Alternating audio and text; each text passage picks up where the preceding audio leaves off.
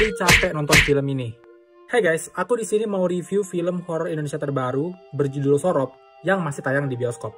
FYI, film ini sebenarnya udah booming sejak trailer pertamanya muncul beberapa bulan yang lalu. Karena memang dari trailernya tuh udah serem banget kelihatannya. Dan aku pribadi sangat excited nonton film ini karena film ini ditulis oleh Simple Man.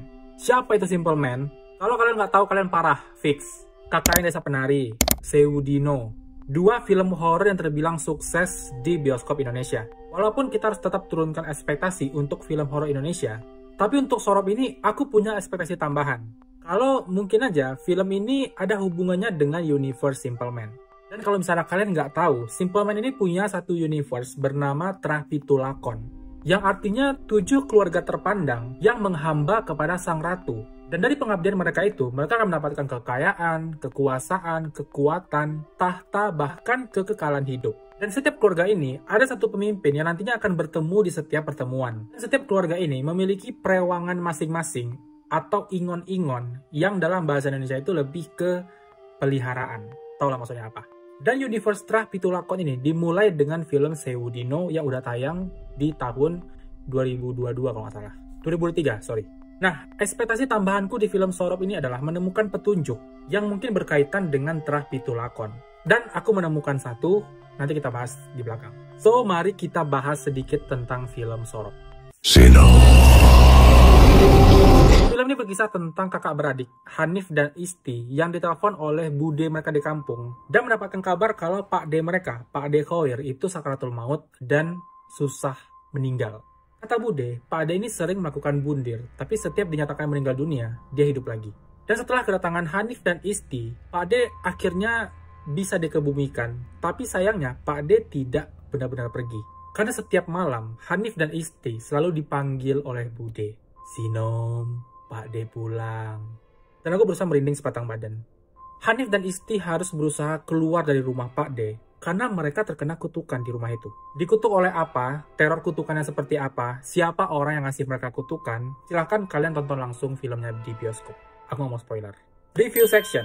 Untuk durasi 2 jam, film Sorop ini lumayan bisa mempertahankan atensi penonton. Nggak kayak film Terkutuk yang udah bikin aku pengen keluar di 30 menit pertama. Jalan cerita dan pembangunan karakter film ini sejak awal tuh udah jelas, terkonsep, alurnya mulus. Dan menurut aku, highlight di film ini adalah teror horor yang dibuat oleh si Pak D Khoir. Dan suaranya yang manggil-manggil Sinom itu lah, gak kuat banget. Bener-bener intens, dan lepas dari 1 jam awal, aku mulai resah dan gak nyaman setiap suara Sinom itu keluar. Sinom, Pak D pulang. Ih. Ya, awalnya aku masih biasa aja sih dengan teror horor yang disajikan di film ini. Sampai ada adegan di mana si Pak D ini dari pintu ke tempat tidur itu jalan merangkak. Pak D yang perawakannya kayak gini nih jalan merangkak di tengah kegelapan malam.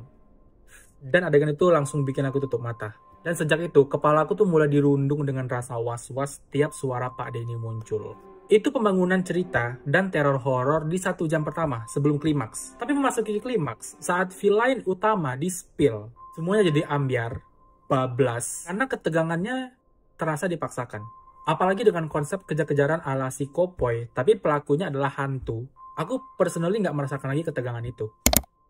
Apa itu Sorop? Dalam istilah Jawa, Sorop ini menggambarkan waktu menjelang maghrib atau malam. Ya di kita tuh kayak jam-jam 6 ke jam setengah 7 maghrib gitulah. Karena di Jawa, kepercayaan bahwa makhluk halus suka keluar di waktu-waktu itu masih kental. Dan itulah yang diangkat dalam film Sorop ini. Tapi di film ini, Sorop bukan sekedar waktu sebelum maghrib. Tapi ini digambarkan sebagai ritual puasa untuk orang berguru ilmu hitam. Dimana puasa ini mereka nggak boleh makan dan minum dan hanya boleh makan tanah kuburan yang rohnya itu mau kita jadikan pelihara. Nah, tadi ada clue apa nih di film Sorop yang mungkin ada kaitannya dengan universe Trapitulakon. Nah, dalam film ini ada satu buku atau kitab iblis yang menjadi panduannya orang yang berguru di film ini. Dalam buku itu, Hanif dan Isti kan buka-buka nih per halaman yang mereka baca. Dan salah satu halaman ada yang bertuliskan Janur Ireng. Dan Janur Ireng adalah salah satu film yang termasuk ke dalam universe Trapitulakon. Aku nggak tahu apakah ini bermakna penting atau cuma iseng-iseng aja, tapi aku rasa kalau nanti film Janur Ireng beneran dibuat, mungkin ada kaitannya dengan film Sorop ini. besar ataupun kecil. Nah, di trailer film ini juga di disclaimer bahwa ini berdasarkan thread Simple Man yang belum selesai. Aku nggak baca thread Twitternya secara detail, tapi kalau memang ceritanya sama, yang udah nonton film Sorop pasti tahu kalau ending ini juga belum selesai. Karena Hanif dan Isti dengan semua perjuangannya untuk keluar dari rumah Pak D, ternyata masih belum bisa keluar. Mereka masih terjebak di rumah itu dan masih menunggu 40 hari sejak wafatnya Pak D. Khoir. Dan aku nggak tahu 40 hari ini apa yang akan terjadi. Kemudian film habis tanpa ada penjelasan, gantung. Dan rasanya film ini akan berlanjut ke film garapan Simple Man yang lain, tapi nggak tahu ada film apa. Nah, kalau misalnya kalian udah nonton film Seudino, kalian pasti ingat juga kalau ending film itu masih gantung, kayak memunculkan tanda tanya di kalangan penonton. Tapi overall, film Sorop ini adalah film horor yang masih sangat layak untuk ditonton. Apalagi teman-teman yang pengen merasakan sensasi horor, diteror, takut, merinding, di sini dapat filmnya. Di sini kalian bakal dapat experience itu. Apa kekurangan yang aku dapatkan di film ini? Itu cuma pencahayaan sih. Setiap adegan itu entah kenapa sangat minim cahaya, bahkan ketika di siang hari. Kecuali kalau ada di outdoor ya, kecuali ada di luar rumah, itu terang benderang. Tapi ketika udah ada di dalam rumah, aku nggak tahu tujuannya apa, tapi pencahayaannya bener-bener gelap. Aku harus menebalkan fokus untuk bisa melihat apa yang terjadi di rumah itu gitu. Nah, untuk teman-teman yang udah nonton, gimana pendapat kalian tentang film Sorop? Rate dari aku 8/10, berapa rate dari kalian? Coba komen di kolom komentar. Dan untuk yang belum nonton, apakah kalian mau nonton film Sorop? Aku rekomendasikan kalian untuk datang nonton ke bioskop mumpung masih tayang. Tapi kalau misalnya kalian tak kuat dengan horor-hororan perhantuan yang bikin merinding itu, ya tahan aja, nggak usah. Satu lagi, film ini mini jump scare guys. Karena seperti yang aku bilang, walaupun jump scare nggak banyak, tapi teror horor yang dibangun itu sangat dapat banget. Oke lah, itu aja review aku tentang film Sorop. Sampai jumpa di video selanjutnya. Bye guys.